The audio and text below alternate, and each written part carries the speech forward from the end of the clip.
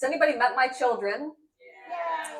They have been eating keto since we've adopted them over 15 years ago. I would think that they would want to be studied. Funny story is Mother's Day. My husband's like, do you have any good memories of your mom? Like what she's done with you? Mike was like, I can't really think of any. I'm like, hello, do you remember when I took you paddleboarding with 200 dolphins jumping over us? Or when I took you paddleboarding and the whales came? So this was this last February. I surfed a whale. Wow. Yeah, she pushed me right out of the water. They just like played with me. I wanted to film it with my phone, but I had to hold on to the paddleboard, otherwise I was going to fall in. But I should have just fallen in because then I could legally swim with them because it was an accident. Yeah. Yeah, right. So this goes on. It's pretty cool. But I do work with Halle Berry. She's very sweet. Here she's having the pudding. Has anybody made the hard-boiled egg pudding? Yes. She was like, I'm not eating this. She didn't want to share the leftovers. She loved it so much. Her favorite book is Keto Comfort Foods, and she also helped write Sugar-Free Kids with me.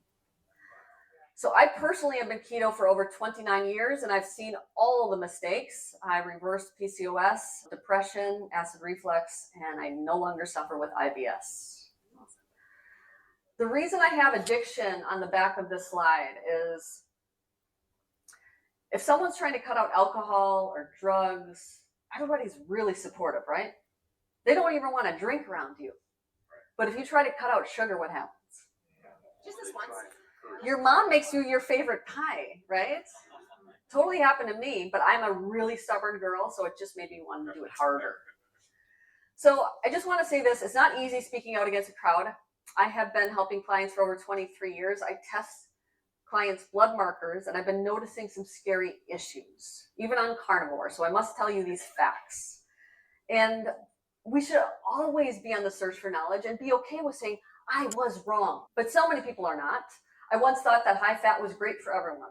I once thought that high ketones were very important for fat loss, which they're not. We can talk about that. I used to think that blood sugar increase due to protein was bad, which it's not. We must be humbled and see our mistakes, courageous to admit them, wise enough to correct them. Despite what people may think, I'm not here to confuse anybody because you're going to hear a bunch of different things this week, okay? And I do not speak out to make money. So this is Twyla. She lost 270 pounds by joining my free group. I coached her through my free group, okay? And I talk to her every single day for free. And there's lots and lots of people that go with that. So what is lipotoxicity? Has anybody ever heard of lipotoxicity? Okay, a few people, all right. So here's a little consequences of obesity in America. We're at 1990 here, and you can see the color, the historical obesity rates by state. And the color changes very drastically every single year.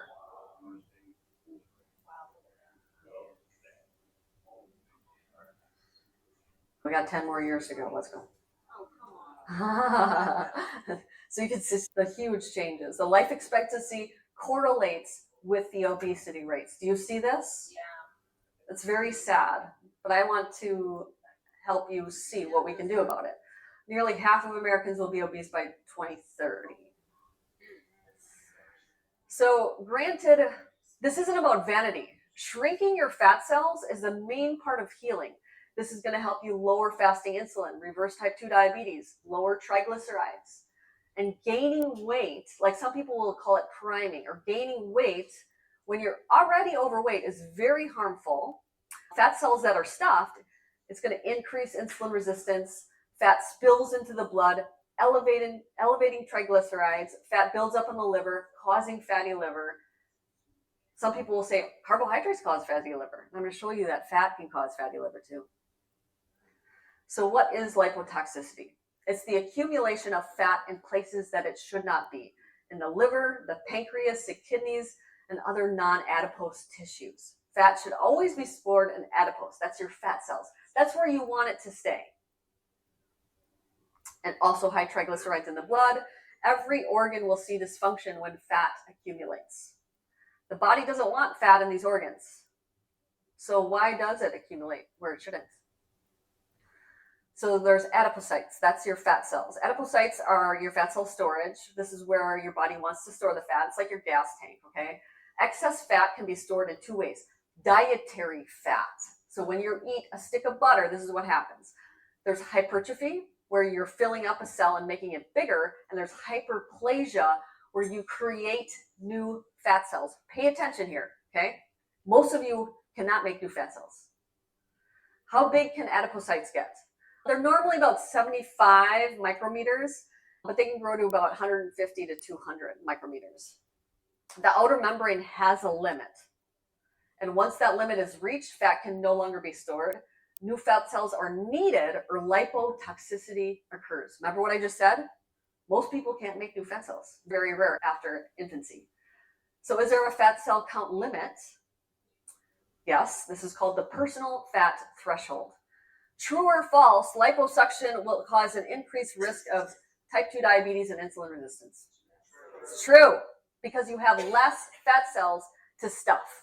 So when you overeat or indulge in that dessert, you're more likely to get lipotoxicity. So personal fat threshold. Mine is different than yours, it's different than yours, it's different than yours. Got it? Okay. After childhood, almost everyone stops making new fat cells. This is hyperplasia.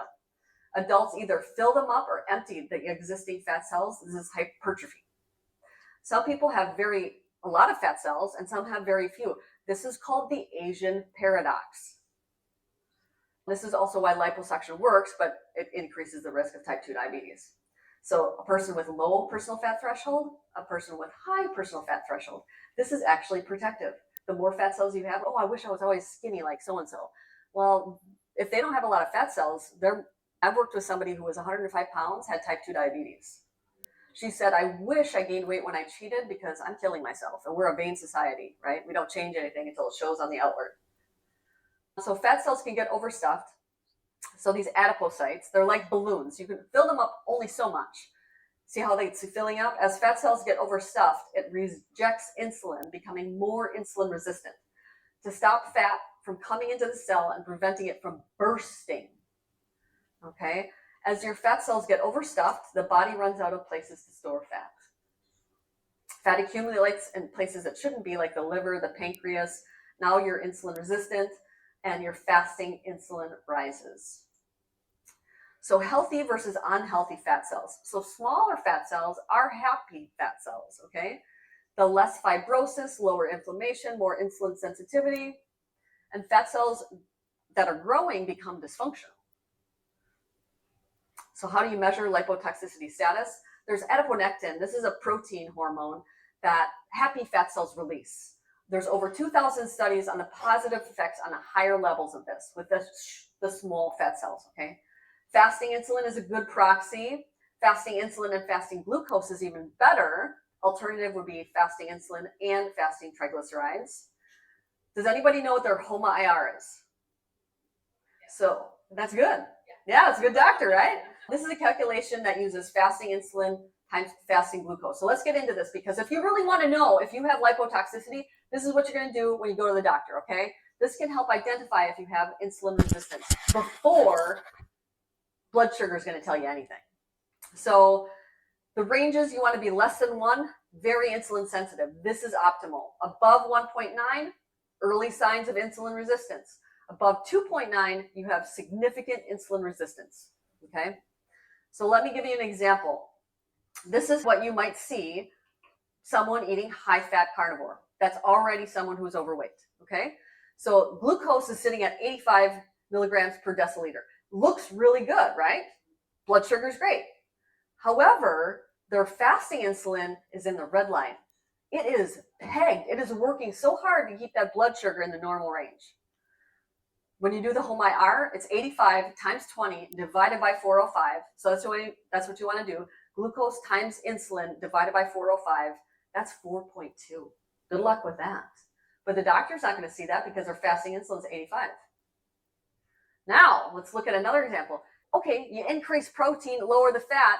You freak out because your glucose went to 105, higher than it's ever been on high-fat carnivore, right? But your fasting insulin is 2. So if you do the HOMA-IR, it's 105 times 2 divided by 405. That's 0.5. This is a much better situation to be in, eating high protein, lower fat.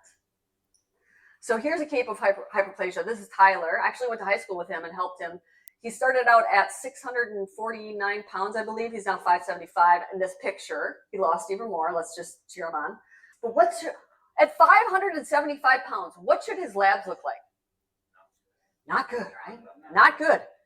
You would expect high insulin, high glucose, high A1C, high triglycerides, and a high HOMA-IR. Guess what? He does not have any signs of insulin resistance. These are his labs. He basically is perfect. His fasting glucose is 50. His fasting insulin is 3.5. Triglycerides 77. HDL 42. A1C 5.6. HOMA-IR at 0.4. Tyler was able to make new fat cells that protected him from spilling blood into other parts of his body, like his triglycerides. And he's 38. And I asked him, what did you eat before this test? I was like, were you eating good or not? And he's like, not good. It was just after Easter. I remember thinking the night before it might be really bad for my test anyway. My last meal before the 13-hour fast was cookies and cream ice cream with Oreos crushed on top. Yeah. So his labs should have been bad, but they weren't. This does not mean healthy at any size. You got me? Okay. So happy fat cells. You want cells that are not inflamed. This can be very few fat cells or not a lot. It doesn't matter. You still want them to be small. Metabolically flexible to have a lot. So the more fat cells you have is good because you can fill them up and shrink them easier than someone who has very little. It's really hard to shrink them. Okay. Liposuction, again, we talked about liposuction. So fat cells are happy cells, small fat cells. Here's just some of the references if you want to make sure I'm not crazy. Let's talk about insulin. So insulin, is it a storage hormone? Is it the bad hormone? Nope. Let's talk about this. Yes, insulin is a storage hormone. Yes, generally that's his primary role, but you can have other ways to store fuels. GLUT1, has anybody heard of GLUT1? You can store glucose without insulin at all. Exercise also stimulates cells low in fuel to float blood to the surface and allows glucose to be absorbed without insulin. And studies have shown up to 83% of glucose intake occurs without insulin. Fat does not really need to be elevated for insulin to take up in the fat cells. More on this later. So insulin's role. Insulin holds back glucose and fat from flooding the bloodstream and inhibiting lipolysis. It's kind of like a net. We don't want to demonize insulin. It's like a net holding everything in, okay? It's like a thermostat that regulates fuels in the blood. And like a net on your fat cells, it's holding back the fuel. It's more than just a storage hormone. So when we talk about insulin, your body will produce about 80% of the daily insulin to maintain basal or baseline levels if you're eating low carb. Okay, this is about 0.9 per hour on average, or 21 units of insulin per day. Only 20% will be used for meals, 2 to 3 units, okay? So if you're eating low carb, fearing insulin rises with food like protein, which I hear all the time, or sweeteners raising alleles, guess what? If you have some sweetener in a drink that's 0 calories, you can't store anything that you didn't eat. It's 0 calories. How are you storing anything? Doesn't make sense. But more on that, there's not really any truthful science that sweeteners do increase insulin. And again, you can't store fat that you didn't eat. So basal insulin versus postprandial insulin. High fasting insulin and very large insulin spikes from food are both bad. So what if we lowered the insulin spikes? Okay, so see how they're high here? We're going to lower the insulin spikes with how we eat, maybe with a carnivore diet. See, we've lowered that blue line. Higher, lower by what we eat. It's still too high. See how it's higher than the red line? Fasting insulin is still the bigger problem. How do we get there? Okay, when fat cells are overstuffed, fasting insulin will rise. Much higher fasting insulin as you approach your personal fat threshold causes lipotoxicity. This means you are eating too much fat in your diet. By far the biggest problem on overall health of insulin output will be to lower the fasting insulin. That's what we want to control, not really fear eating protein raising insulin, okay? We want that fasting insulin to come down. The biggest goal for everybody should be lower that fasting insulin. Okay, some insulin myths. Fat doesn't affect insulin. True or false? False. Claim, fat doesn't affect insulin. Reality, it does. Just less than protein or carbs at that moment. The tail is going to be much longer. You will have a larger rise a day later. So there's a stimulating protein, which is basically a type of a peptide that will place dietary lipids in storage without the rise of insulin levels. So lower insulin means more fat loss. True or false? False. Yeah. Lower insulin may help you burn more body fat. Reality, if lowering insulin made it easier to lose fat and losing fat lowers basal insulin levels, shouldn't the second 10 pounds be easier than the first 10 pounds to lose? But it's not. It's the opposite. Lower insulin equals more insulin sensitivity, easier to store fat, fat loss gets harder. Am I depressing anybody yet? Sorry. You can't store fat if insulin levels are low. Reality is, this is only true if there's no insulin, okay? Not low insulin. So this is for humans with a working pancreas is where this applies. Only in a petri dish or a type 1 diabetic not injecting insulin where this would happen. Alternative to storing fat in the adipocytes, sky-high triglycerides, fat accumulating around the organs. This is not good. Now, we are not a petri dish. So without insulin, you can't store fat in the adipose cells, okay, the fat cells. Yes, in a petri dish, the fat cells won't take up fat until you add some insulin to it, going from 0 carb to some. But humans always have some insulin around. Again, unless you're type 1.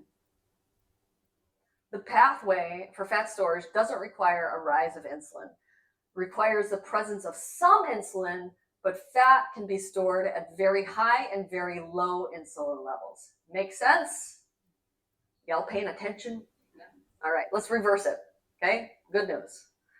So that's the most important thing to shrink your fat cells. This lowers fasting insulin. This reduces insulin resistance, reverses metabolic dysfunction like high blood pressure, lower triglycerides, lowers blood glucose. So how do we do that? That's what we want to know. Reduce carbs. That's why you're here, the low carb crews, right? So carbs displace fat. This is called the Randall cycle. So protein is for muscle, vitamins, minerals, amino acids. This is key. Do not lower this ever. If you're trying to lose weight, you must pick one fuel. Carbs or fat. Protein's not a good fuel source. Carbs and fat are. But you have to choose one. But if you do high carb, this drives hunger, gives little satiety, can cause so many things, anxiety, depression. Carbs displace fat from being oxidized in the Randall cycle. I'll help you see this in this chart here. So let's see. See the circle is 48 carbohydrates of fat, sorry. And then this one has 80 grams of fat. And the slanted line is carbohydrates, the Randall cycle. So I don't know if there's a pointer here. This is I don't know if I can reach that. That's okay. But anyway, the more you lower carbohydrates, the more fat oxidation can happen, okay? If you let your body get there. Glucose spikes in hunger. A very high carb meal, too much glucose in the blood is toxic. So this is why you can go to Chinese buffet and eat all the white rice and sugar chicken and maybe an hour, like your belly's full. You were at a buffet, right? But an hour later, like, oh yeah, I could have some ice cream. Your belly is still stuffed, but that falling blood sugar, what goes up must come down. You just made that blood sugar go really high. Now when it starts to curve down, that's when hunger happens. This is why doing a ketogenic diet is so powerful, because it keeps your blood sugar nice and even. You're going to get hungry, but you're not hangry, right? It's different.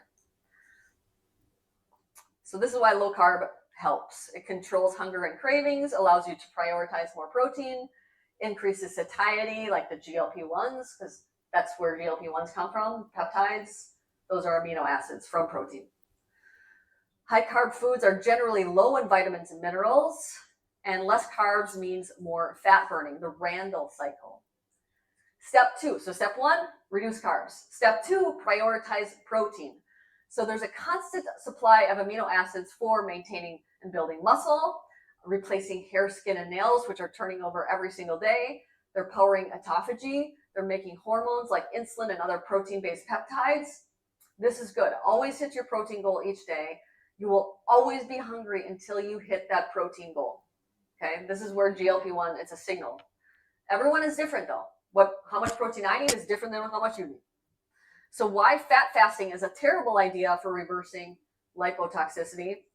Autophagy is happening all the time and requires amino acids. Okay, so the heart tissue is constantly turning over. The liver is constantly turning over. Hair, skin, and nails constantly turning over.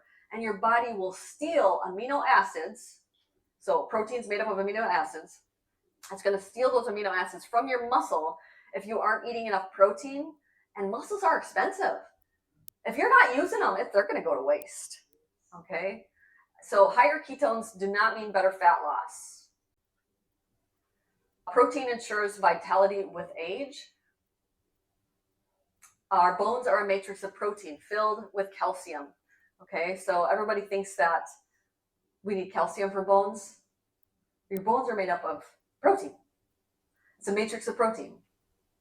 You'll need even more protein to maintain muscle as you age. The leucine shift curves with age. It requires more leucine, which is one type of amino acid, to stimulate mTOR. And mTOR means that you're going to build muscle. Okay, we want that. Leading cause of death in elderly is related to falls. More protein means more muscle, stronger bones, less frailty. It's all good. Protein has a high thermic effect of food. Thermic effect of food means calories burned to digest and nutrients. Did anybody eat the prime rib last night? Oh my gosh, we had so much prime rib, we had shrimp. Did anybody have the meat sweats last night? Do you know what the meat sweats are? No, so you get really hot after you eat a lot of protein. And this is partly because of the thermic effect of food. It increases your metabolic rate and it helps with fat loss. Alcohol has a thermic effect of 15, ketones is 3%, protein is anywhere from 20 to 30, carbohydrates is about 5, and fat is about 0. And the micronutrients. So this is funny because I love my mom dearly, but we talk about nutrients in food because my kids they don't eat vegetables. And she's always nagging me about, your kids don't eat any vegetables. I was like, I know, it's okay. And I said, look at this chart, Mom.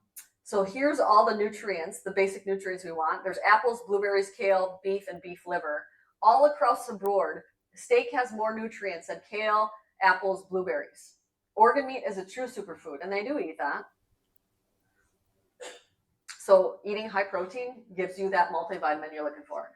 And overeating due to lack of protein, regardless of age or body mass index, your appetite for protein is so strong that you will keep eating until you get enough protein. If you do not prioritize protein, you will overeat. Protein triggers your appetite stimulating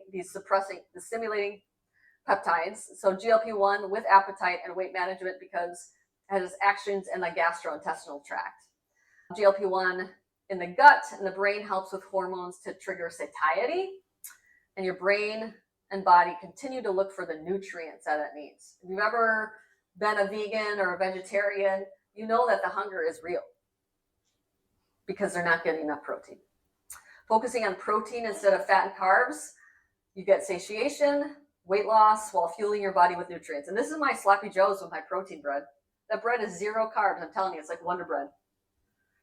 Here is my burrito. It's a protein-sparing burrito, which means it's high in protein, low in fat, low in calories.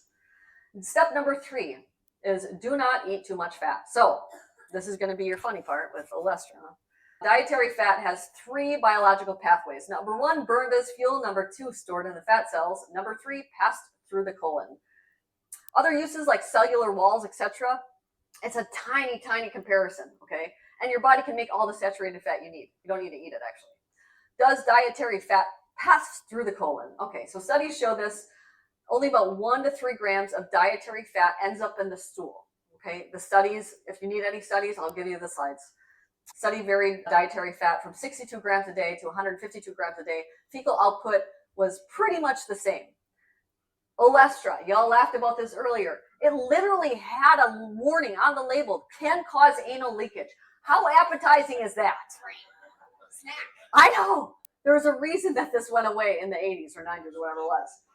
Because if any more than 1 to 3 grams goes through your stool, you're going to have anal leakage. Nobody wants that. But this idea that if you eat a lot of fat, it just passes through you, that some influencers will tell you is not true. All right. So a large amount of the fat in the stool is not normal and would be very uncomfortable. Dietary fat. So a tiny amount goes through the colon. We just covered that. The vast majority of fat has two destinations, either burned as fuel or stored in the fat cells. In reality, most goes to storage, unless you're running a marathon right after or when you're eating. Okay? So nutrients and fat. So I'm comparing butter to eggs and beef. Fats have very little micronutrients. They are essential. They are your fuel in the absence of carbohydrates. Your body fat can also be your fuel if you let it. They have very little vitamins and minerals. If obese, there's plenty available on the body. Chew whole foods rich in micronutrients with a focus on animal protein. Skip the bulletproof coffee, people. It's empty calories. Some people are replacing a sugar addiction for a fat addiction. Eat the fat that comes with the meat. Don't add a stick of butter to your steak. Dietary fat intake. This is not a one-size-fits-all. It depends on your goals. Less in the diet equals more burned off the body. More in the diet for seizures, epilepsy, bipolar. It also depends on the available body fat on a person's body. So lots of overstuffed fat cells require less in the diet. The closer we get to goal weight, less in the fat cells and more needed in the diet. Generally, we need at least 30 grams a day. This is not as high as what some people are recommending, like 200 grams a day. Hormone production, absorbing vitamins such as A, D, E, and K, those are fat soluble, and the body can make all the saturated fat that it needs. So protein sparing modified fast. This is also known as pure protein days. This is a great tool to use instead of a water fast, because again, with water fasting, you will see nitrogen in the urine. This means that you're burning your muscles and it's passing through your liver, your urine, okay? So this is a great tool. You keep carbs close to zero, 20 to 30 grams of fat, and you hit your protein goal. You can go over. This preserves muscle with rapid fat loss. You'd only do this 1 to 3 days a week. Doing it too often every day, if you do it every day, I want you to do an overfeeding day. It's a powerful tool for rapid fat loss if you have lipotoxicity. It's better than water fasting because you have no muscle loss. And the thing is with muscle loss, then you have less places for glucose to go. So you do not want to lose muscle. It's just going to make lipotoxicity worse. So here are just a few testimonies about the speed of fat loss is important. A1C went from 11.1 to 5.1 in 3 months. That was with my book, The 30-Day Ketogenic Cleanse. Extended fasting is probably the worst thing to do for lipotoxicity because it causes muscle loss, less places for glucose again. Once you resume eating again, fat gain is much easier and faster because you don't have as much muscle. And the vicious cycle returns. So the summary. Fat cells get too stuffed and reject insulin. Too many fat cells are stuffed and lipotoxicity starts. This exceeds your personal fat threshold. Fat accumulates in the liver organs, triglycerides in the blood rise. Insulin increases to get excess triglycerides out of the bloodstream by increasing that basal or fasting insulin. The cycle continues until you reduce energy.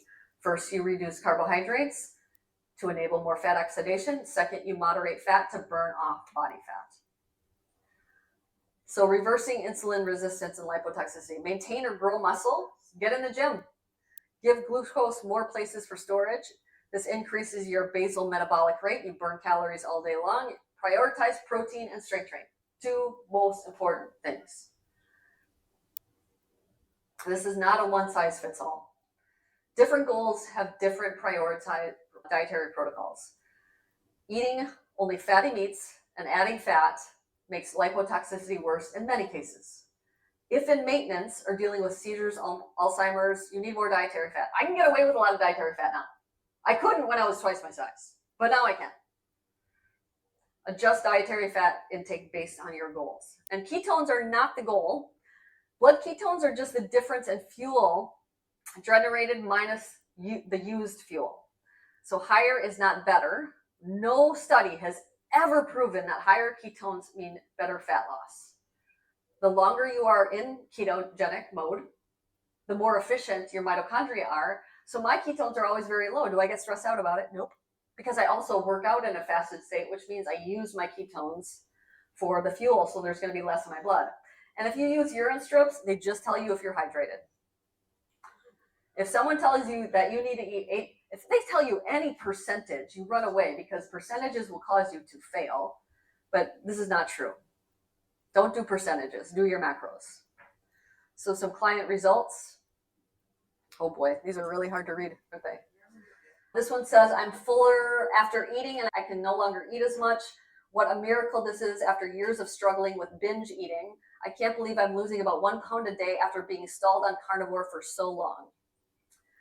4 weeks in, following the reduced fat, about 80 to 100 grams per day, I started to feel better and move the numbers. Currently lost 11 pounds. 80 to 100 grams is not low. This is a realistic level. Let's see, all the weeks that I spent in a stall because I was consuming too much fat and not enough protein. Feel lucky. Some of us spent years on a high-fat stall. Yep, took me 8 years to find Maria's way. PSMF helped me lose 40 pounds, came off like magic. I would weigh myself and laugh how easy it was to lose 1 to 2 pounds almost every other day. The high protein, 160 grams a day, fires up your metabolism, enter the meat sweats, and 30 grams of fat each day helps you burn your own body fat. So logical. Thank you, Maria. Here's a psoriasis example. This woman, I was on my paddleboard, no lie. I was on my paddleboard doing a live paid question and answer thing when I was waiting for the humpback whales. And this woman said, I have really bad psoriasis. Can you help me? And I gave her a few tips, again, totally free. And she messaged me and said, I did exactly what you told me to. And I want you to see what you've done for me personally. I have been on Ozedia for over a year. It does not control the flares and costs $3,000 a month. It also makes me nauseous every day. I also do take shots every 2 weeks of dipexin. Again, no change, never got worse, but never got better. Again, $3,000 a month. After 3 weeks of your help, you can see the change. All right. And just like that, 10 pounds gone, stalled for more than 6 months on high-fat carnivore. I'm now an Emmerich fan. I am a high-fat carnivore, but that works for me. I see so many women not losing weight, and they're always told to eat more fat. Does that not work for everyone? Sure got me out of my stall, down 14 pounds since the Emmerich way. Let's see, I started the high-fat carnivore, gaining 15 pounds and obviously not feeling well from it. Should reverse that with my macros. I was said to eat more fat and gain 30 pounds back. I went on a 4-year weight loss or weight stall. Right now I'm doing the keto carnivore with the Emmerichs and I lost 15 pounds with very little effort while being comfortably stuffed instead of starving. Keto diet for 7 years, but wasn't until I found Maria Emmerich and she said to lower the fat using her PSMF recipes that I lost pounds again. It's the only thing that worked. I felt horrible on all that butter. They would say, please stop listening to those ones or all the high fat. I started PSMF 3 weeks and lost 11 pounds. No pain in my gut from the lower fat. Higher protein makes me feel better and not hungry. Emmerich keto, my weight loss picked up back up again. I never really feel hungry. Higher fat day, it ups my cravings and I find I'm more hungrier the next day. And just like that, 10 pounds gone. I'm so astonished how quickly these have come off after being stalled for more than 6 months on a high-fat carnivore diet. So again, these are going on and on. I can skip through these, but there's so many. I switched to eating a high-fat, over 200 grams a day approach with a coach, and I gained so much weight. Again, gaining weight is not healthy, but I get these every single day. I just go through these. Boom, boom. There's so many. When it becomes dangerous, I did high-fat. This is what's sad about the community. So this is Ben. This is a dude. I did high-fat carnivore for 18 months and my blood sugars doubled. As a diabetic, I was really ill. My triglycerides were also very high.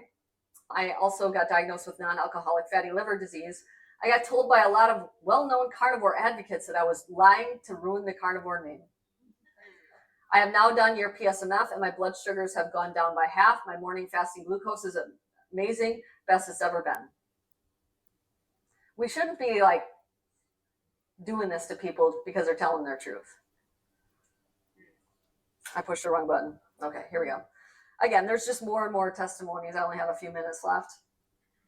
I gained 12 pounds on the eat more fat theories. The entire time my blood sugars were running at 130 to 160.